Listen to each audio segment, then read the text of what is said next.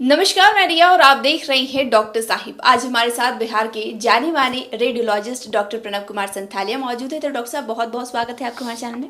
Thank you. I'm Dr. Pranav Santhalia, consultant radiologist and head of department Mediversal Hospital, Patna. Before joining Mediversal Hospital, I was at AIMS Patna as assistant professor, and before that, I was at AIMS Delhi. I did my senior residency and fellowship in pediatric radiology from AIMS Delhi. I am the first batch of AIMS who have done fellowship in pediatric radiology and first pediatric radiologist in Bihar, in fact, Eastern India. अगर देखा जाए कि radiology के बारे में, तो एक expert के मुताबिक या फिर किसी बीमारियों में एक रेडियोलॉजिस्ट का क्या भूमिका होता है? ये आपने बहुत अच्छा सवाल पूछा है। रेडियोलॉजी आज के युग में रेडियोलॉजी की बहुत इम्पोर्टेंस है, डायग्नोसिस में भी, ट्रीटमेंट में भी। कोई भी आप मान लीजिए ट्रीटमेंट के लिए जा रहे हैं, चाहे न्यूरोलॉजिस्ट हो, ऑर्थोपेडिशियन हो, पेडियाट्रिशियन हो, या जनरल फिजिशियन हो, या इनफैक्ट सर्जन हो, और गायनेकोलॉजिस्ट, सारे को रेडियोलॉजी। अब जैसे कोई गायनेकोलॉजिस्ट है तो वो अल्ट्रासाउंड से ही पता कर पाता है कि फीटल ग्रोथ कैसा हो रहा है, ठीक से ग्रोथ हो रहा है कि नहीं, वेट उसका ठीक से बढ़ रहा है कि नहीं। उसी के हिसाब से उसका ट्रीटमेंट बच्चे का अगर माता को देना है, अगर बच्चे का ठीक से ग्रोथ नहीं हो रहा है तो क्या ट्रीटमेंट देना है, या अगर ज़रूरत है तो अर्ली इंटरवेंशन करके डिलीवरी कराना। तो एक तो इसमें रोल हुआ। मान लीजिए कोई भी ऑर्थोपेडिशियन है, ट्रॉमा हुआ, तो उसको इमेजिंग से ही पता चलता है कि फ्रैक्चर है, कितना कम्युनेटेड है, सिंगल फ्रैक्चर है, तो मैनेजमेंट उसका उसी हिसाब से चेंज हो जाता है। अगर मान लीजिए कोई लिगामेंट का इंजरी है तो हम लोग उसे MRI के द्वारा बता दिए, तो वो उस हिसाब से वो मेंटली प्रिपेयर्ड होकर सर्जरी के लिए जा पाता है। फिर अगर मान लीजिए न्यूरोलॉजिस्ट है तो हम लोग इमेजिंग से, खासकर MRI से बता पाए कि ट्यूमर है, इन्फेक्शन है, ब्लीड है, तो सारे का मैनेजमेंट उसी आधार से चेंज हो जाता है। अगर ब्लीड है तो उसका मैनेजमेंट अलग होगा, इन्फेक्शन होगा तो उसका मैनेजमेंट अलग होगा, ट्यूमर है तो या तो सर्जरी हुआ, या ट्यूमर है तो उसका मैनेजमेंट अलग हुआ। ऐसे ही मान लीजिए गैस्ट्रोएंटरोलॉजी है। गैस्ट्रोएंटरोलॉजी है, मानिए हमने देखा सिरोसिस है, तो अल्ट्रासाउंड से हमने क्लिनिशियन को सस्पिस भी हुआ, तो इमेजिंग के द्वारा, चाहे वो अल्ट्रासाउंड हो, CT MRI हो, उससे हमने सिरोसिस बताया। अब पेशेंट का मैनेजमेंट उसी हिसाब से चेंज होगा। सिरोसिस में भी अल्कोहलिक है, या मान लीजिए सिरोसिस डेवलप किया patient because and bird cherry के कारण, तो उसका मैनेजमेंट अलग है। तो ये सारे बहुत सारे बीमारियां हैं जो कि रेडियोलॉजी मदद करता है क्लिनिशियन को डायग्नोसिस के लिए, और उसी हिसाब से उनका ट्रीटमेंट चेंज होता है। और वैसे ही रेडियोलॉजी का सब स्पेशलिटी पार्ट है इंटरवेंशन।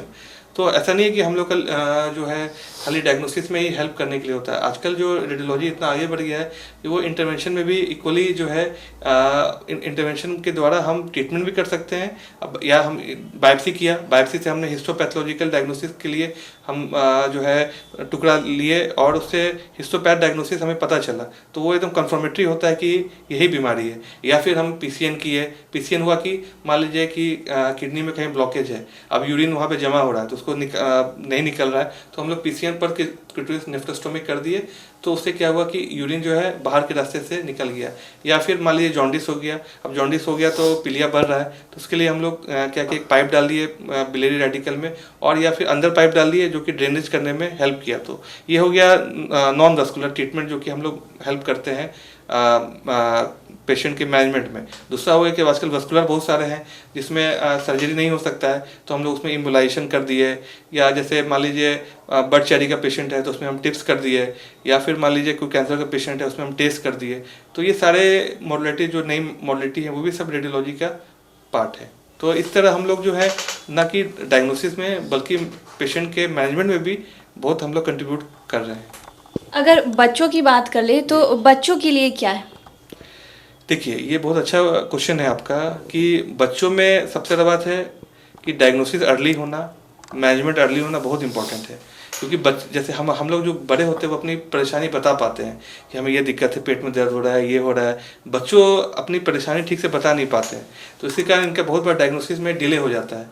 तो हमारा रोल एज जो रेडियोलॉजिस्ट, एज क्लिनिकल भी उसमें बहुत रोल हो जाता है कि हम लोग बिना पेशेंट के बताए ही सिम्टम्स को समझना होगा, खोजना होगा।